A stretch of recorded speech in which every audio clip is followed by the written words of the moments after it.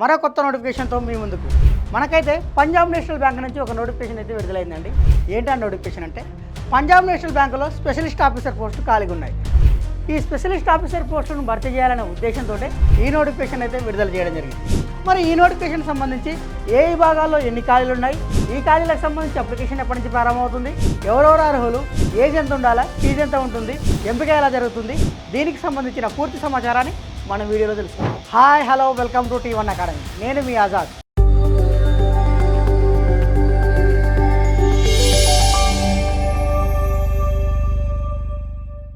Punjab national bank మనకి ఏదైనా ఒక సంస్థ నుండి ఒక నోటిఫికేషన్ వచ్చినప్పుడు ఆ నోటిఫికేషన్కి అప్లికేషన్ చేసుకోవడానికంటే ముందు అసలు ఆ నోటిఫికేషన్ ఏ సంస్థ నుండి వచ్చింది, ఆ సంస్థ యొక్క పూర్వపరాలను తెలుసుకున్న తర్వాతనే మీరైతే ఆ నోటిఫికేషన్కి అప్లికేషన్ చేసుకోవాలి.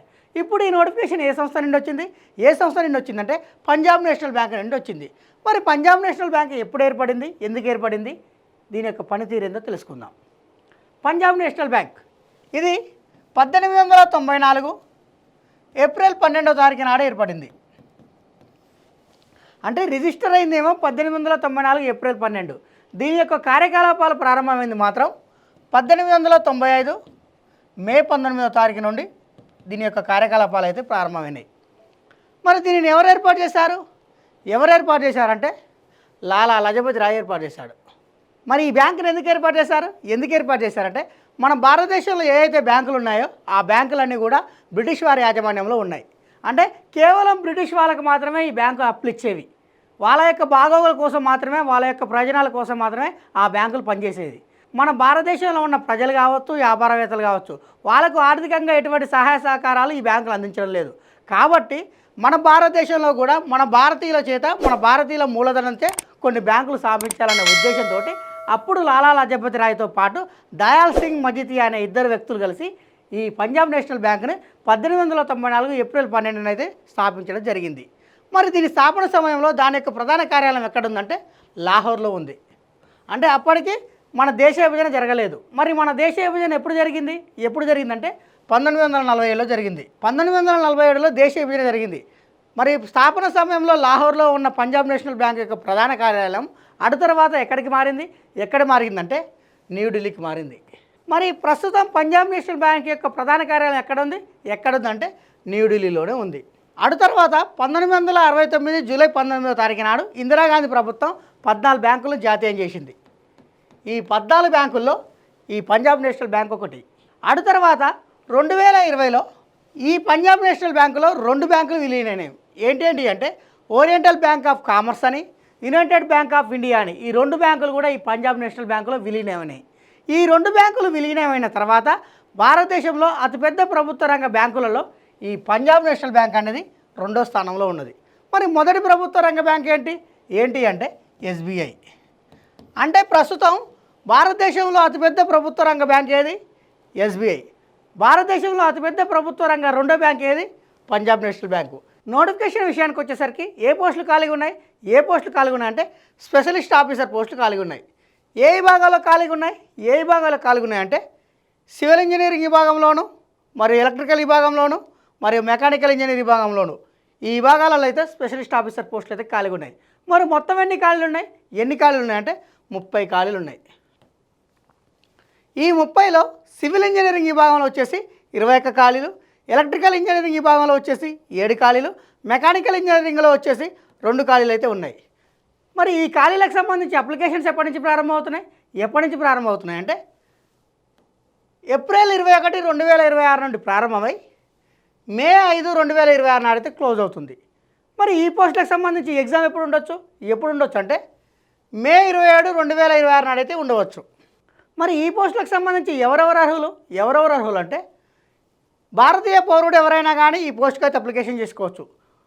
వారితో పాటు నేపాల్ పౌరుడు, భూటాన్ పౌరుడు, 1962 జనవరి 1 కంటే ముందు ఎవరైతే టిబెటియన్ మన దేశానికి వచ్చి మేము ఇక్కడే ఉంటామని చెప్పేసి నిర్ధారించుకొని ఎవరైతే సర్టిఫికేట్ తీసుకొని ఉంటారో వాళ్ళందరూ కూడా ఈ పోస్టుకి అయితే అప్లికేషన్ చేసుకోవచ్చు. మరి ఈ పోస్టుకి సంబంధించి ఎడ్యుకేషనల్ క్వాలిఫికేషన్ ఏంటంటే ఎవరైతే ఈ ఆఫీసర్ సివిల్ ఇంజనీరింగ్ పోస్ట్కి అప్లికేషన్ చేసుకోవాలనుకుంటారో వాళ్ళు ఖచ్చితంగా బీఈ కానీ బీటెక్ కానీ క్వాలిఫై కావాలి. ఎందులో, సివిల్ ఇంజనీరింగ్లో. అంటే ఏదైనా గుర్తింపు పొందిన యూనివర్సిటీ నుండి బీఈ లేదా బీటెక్ సివిల్ ఇంజనీరింగ్లో క్వాలిఫై అవుతారో వాళ్ళందరూ కూడా ఈ పోస్ట్కి అయితే ఎలిజిబుల్. కేవలం క్వాలిఫై అయితే సరిపోతుందా అంటే కాదండి, ఖచ్చితంగా 60% మార్కులతో క్వాలిఫై కావాలి. అంటే 60% మార్కులతో సివిల్ ఇంజనీరింగ్లో బీఈ కానీ బీటెక్ కానీ ఎవరైతే క్వాలిఫై అవుతారో వాళ్ళందరూ కూడా ఈ ఆఫీసర్ సివిల్ ఇంజనీర్ అనే పోస్ట్కి అయితే ఎలిజిబుల్. మరి ఈ పోస్టుకు సంబంధించి ఎక్స్పీరియన్స్ ఏమైనా కావాలా అంటే కావాలి. ఎన్ని సంవత్సరాలు కావాలంటే 1 సంవత్సరం ఎక్స్పీరియన్స్ కావాలి. ఎందులో కావాలంటే కన్స్ట్రక్షన్లో కానీ, రెనోవేషన్లో కానీ, రెట్రోఫిట్టింగ్లో కానీ, ఇంటీరియర్ ఫర్నిషింగ్లో కానీ, మెయింటెనెన్స్ వర్క్స్ ఆఫ్ కమర్షియల్లో కానీ, రెసిడెంటియల్లో కానీ, ఇన్స్టిట్యూషన్లో కానీ, ఇండస్ట్రియల్లో కానీ, అడ్మినిస్ట్రేటివ్ బిల్డింగ్లో కానీ ఖచ్చితంగా 1 సంవత్సరం ఎక్స్పీరియన్స్ అయితే కావాలి. ఎవరైతే 1 సంవత్సరం ఎక్స్పీరియన్స్ ఉండి 60% మార్కులతో బీఈ కానీ బీటెక్ కానీ సివిల్ ఇంజనీరింగ్లో ఎవరైతే క్వాలిఫై అవుతారో వాళ్ళందరూ కూడా ఈ ఆఫీసర్ సివిల్ ఇంజనీరింగ్ పోస్ట్కి అయితే ఎలిజిబుల్. అదే ఆఫీసర్ ఎలక్ట్రికల్ ఇంజనీర్ పోస్ట్కి అప్లికేషన్ చేసుకోవాలంటే ఎటువంటి ఎడ్యుకేషనల్ క్వాలిఫికేషన్ కావాలంటే ఏదైనా గుర్తింపు పొందిన యూనివర్సిటీ నుండి బీఈ లేదా బీటెక్ ఎందులో ఎలక్ట్రికల్ ఇంజనీరింగ్లో అంటే ఏదైనా గుర్తింపు పొందిన యూనివర్సిటీ నుండి 60% మార్కులతో ఎలక్ట్రికల్ ఇంజనీరింగ్లో బీఈ లేదా బీటెక్ ఎవరైతే క్వాలిఫై అవుతారో వాళ్ళందరూ కూడా ఈ ఆఫీసర్ ఎలక్ట్రికల్ ఇంజనీరింగ్ అనే పోస్ట్కి అయితే ఎలిజిబుల్. మరి ఈ పోస్టుకు సంబంధించి ఏమైనా ఎక్స్పీరియన్స్ కావాలా అంటే కావాలి.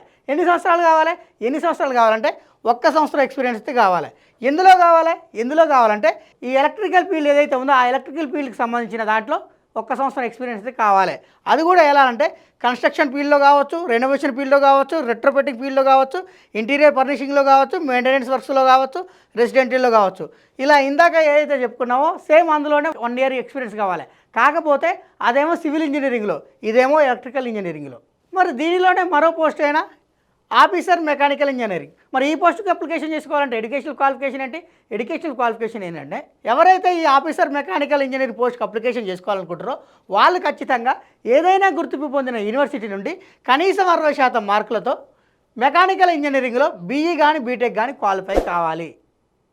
దానితో పాటు 1 సంవత్సరం ఎక్స్పీరియన్స్ ఉండాలి. ఎందులో అంటే ఈ మెకానికల్ ఇంజనీరింగ్ సంబంధించిన ఫీల్డ్ ఏదైతే ఉందో ఆ మెకానికల్ ఇంజనీరింగ్ సంబంధించిన ఫీల్డ్లో 1 ఇయర్ ఎక్స్పీరియన్స్ అయితే ఉండాలి.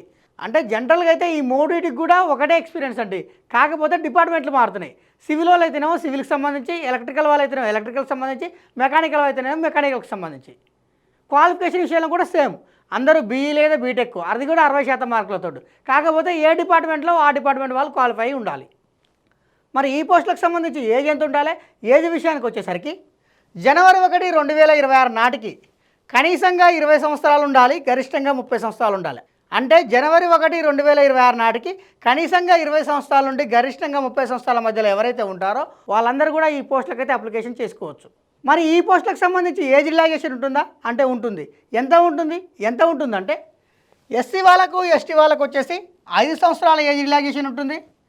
అదే ఓబీసీ వాళ్ళు నాన్ క్రిమిలియర్ ఎవరైతే ఉంటారో వాళ్ళకు వచ్చేసి 3 సంవత్సరాల ఏజ్ రిలాక్సేషన్ ఉంటుంది. అదే ఫిజికల్ హ్యాండిక్యాప్డ్ ఎవరైతే ఉన్నారో వాళ్ళకు వచ్చేసి 10 సంవత్సరాల ఏజ్ రిలాక్సేషన్ ఉంటుంది. ఎక్స్ సర్వీస్మెన్లు ఎవరైతే ఉన్నారో వాళ్ళకు వచ్చేసి 5 సంవత్సరాల ఏజ్ రిలాక్సేషన్ ఉంటుంది. అదే 1984 అల్లర్ల బాధితులు ఎవరైతే ఉన్నారో వాళ్ళకు వచ్చేసి ఏజ్ రిలాక్సేషన్ 5 సంవత్సరాల ఏజ్ రిలాక్సేషన్ అయితే ఉన్నది. మరి ఈ పోస్టులకు సంబంధించి సెలక్షన్ ఎలా ఉంటుంది? సెలక్షన్ విషయానికి వచ్చేసరికి ఈ పోస్టులకు అయితే సెలక్షన్ అనేది 2 దశల్లో ఉంటుందండి. మొదటి దశలో అయితేనేమో కంప్యూటర్ బేస్డ్ ఎగ్జామ్ ఉంటుంది, 2వ దశలో అయితేనేమో ఇంటర్వ్యూ ఉంటుంది. ఈ మొదటి దశలో వచ్చిన మార్కుల ఆధారంగాను మరియు ఇంటర్వ్యూలో వచ్చిన మార్కుల ఆధారంగాను మిమ్మల్ని అయితే ఈ పోస్ట్కి ఎంపిక చేయడం జరుగుతుంది. మరి మొదటి దశలో ఉన్న కంప్యూటర్ బేస్డ్ ఎగ్జామ్ ఏదైతే ఉందో మరి దానికి సంబంధించి ఎగ్జామ్ ప్యాటర్న్ ఎలా ఉంది? ఎగ్జామ్ ప్యాటర్న్ విషయానికి వచ్చేసరికి ఇందులో మొత్తం 2 పేపర్లు ఉంటాయండి. అంటే 2 పార్ట్లు ఉంటాయి. పార్ట్ 1 అని, పార్ట్ 2 అని. పార్ట్ 1లో వచ్చేసి reasoning, English language, quantitative, aptitude, ఈ 3 అయితే సబ్జెక్టులు ఉన్నాయి. వీటికి సంబంధించి మొత్తం ఎన్ని క్వశ్చన్స్ ఉన్నాయంటే రీజనింగ్లో వచ్చేసి 25 క్వశ్చన్స్, ఇంగ్లీష్ లాంగ్వేజ్లో వచ్చేసి 25 క్వశ్చన్స్, క్వాంటిటేటివ్ ఆప్టిట్యూడ్లో వచ్చేసి 50 క్వశ్చన్స్. మరి రీజనింగ్లో 25 క్వశ్చన్కు 25 మార్కులు, ఇంగ్లీష్ లాంగ్వేజ్లో 25 క్వశ్చన్కు 20 మార్కులు, క్వాంటిటేటివ్ ఆప్టిట్యూడ్లో 50 క్వశ్చన్లకు 50 మార్కులు. అంటే పార్ట్ 1కి సంబంధించి 100 మార్కులు. అదే పార్ట్ 2కి సంబంధించి ప్రొఫెషనల్ నాలెడ్జ్ ఉంటుంది. ఈ ప్రొఫెషనల్ నాలెడ్జ్ సంబంధించి మొత్తం క్వశ్చన్స్ ఏంటంటే 50 క్వశ్చన్స్. మొత్తం మార్కులు ఏంటంటే 100 మార్కులు. అంటే ఒక్క క్వశ్చన్కు 2 మార్కులు అనమాట. పార్ట్ 1లో అయితేనేమో ఒక క్వశ్చన్కు 1 మార్కు, అదే పార్ట్ 2లో అయితేనేమో ఒక క్వశ్చన్కు 2 మార్కులు. 150 క్వశ్చన్లు, 200 మార్కులు. ఇంటర్వ్యూ ఉంటుందంటే ఉంటుంది. ఇంటర్వ్యూకి ఎన్ని మార్కులు అంటే 50 మార్కులు. ఇందులో పార్ట్ 1లో కేవలం క్వాలిఫై అయితే సరిపోతుందండి. పార్ట్ 2లో మాత్రం మీకు వచ్చిన మెరిట్ ఆధారంగా మిమ్మల్ని ఎంపిక చేస్తాడు. అంటే పార్ట్ 2లో వచ్చిన మార్కుల ఆధారంగా మరియు ఇంటర్వ్యూలో వచ్చిన మార్కుల ఆధారంగా మాత్రమే మిమ్మల్ని అయితే ఎంపిక చేయడం జరుగుతుంది. మరి ఈ పార్ట్ 1 పార్ట్ 2కు సంబంధించి మీకు కేటాయించిన సమయం ఎంత అంటే 120 నిమిషాలు. మరి ఈ పోస్టులకు సంబంధించి ఎగ్జామినేషన్ సెంటర్స్ ఎక్కడెక్కడ ఇచ్చాడంటే ఆంధ్రప్రదేశ్ విషయానికి వచ్చేసరికి విజయవాడ లేదా గుంటూరు, వైజాగ్, విశాఖపట్నం, తిరుపతి, రాజమండ్రి వీటినైతే ఎగ్జామినేషన్ సెంటర్గా ఇవ్వడం జరిగింది. అదే మన తెలంగాణ విషయానికి వచ్చేసరికి ఎగ్జామినేషన్ సెంటర్స్ ఎక్కడెక్కడ ఇచ్చాడంటే హైదరాబాద్, వరంగల్, కరీంనగర్, ఖమ్మం వీటినైతే ఎగ్జామినేషన్ సెంటర్గా ఇవ్వడం అయితే జరిగింది. మరి ఈ పోస్టులకు సంబంధించి అప్లికేషన్ ఫీజు ఎంత? అప్లికేషన్ ఫీజు విషయానికి వచ్చేసరికి ఎస్సీ వాళ్ళకు, ఎస్టీ వాళ్ళకు, ఫిజికల్ హ్యాండిక్యాప్లకు వచ్చేసి ఫీజు అయితే లేదండి, కేవలం 50 రూపాయలు మాత్రమే ఉన్నది. అది కూడా పోస్టేజ్ ఛార్జెస్. అదే ఎస్సీ వాళ్ళు, ఎస్టీ వాళ్ళు ఫిజికల్ హ్యాండిక్యాప్డ్ కాకుండా మిగతా ఎవరైతే ఉన్నారో వాళ్ళకు వచ్చేసి 1000 రూపాయలతో పాటు జీఎస్టీ 18%, మొత్తం వచ్చేసి 1180 రూపాయలు. మరి ఈ ఫీజుని దేని ద్వారా చెల్లించాలంటే డెబిట్ కార్డు ద్వారా కానీ క్రెడిట్ కార్డు ద్వారా కానీ చెల్లించవచ్చు. ఆ డెబిట్ కార్డులో రూపే కార్డు కావచ్చు, వీసా కార్డు కావచ్చు, మాస్టర్ కార్డు కావచ్చు. ఈ 3 కార్డులో ఏ కార్డు ద్వారానైనా మీరు చెల్లించవచ్చు. లేదా ఇంటర్నెట్ బ్యాంకింగ్ ద్వారానే చెల్లించవచ్చు, ఐఎంపీఎస్ ద్వారానే చెల్లించవచ్చు, క్యాష్ కార్డు ద్వారానే చెల్లించవచ్చు, మొబైల్ వ్యాలెట్ ద్వారానే చెల్లించవచ్చు. చివరికి యూపీఐ ద్వారా కూడా ఈ పేమెంట్ అయితే చేయవచ్చు. ఇలాంటి ముఖ్యమైన అప్డేట్స్ కోసం సబ్స్క్రైబ్ చేసుకోండి T1 అకాడమీ.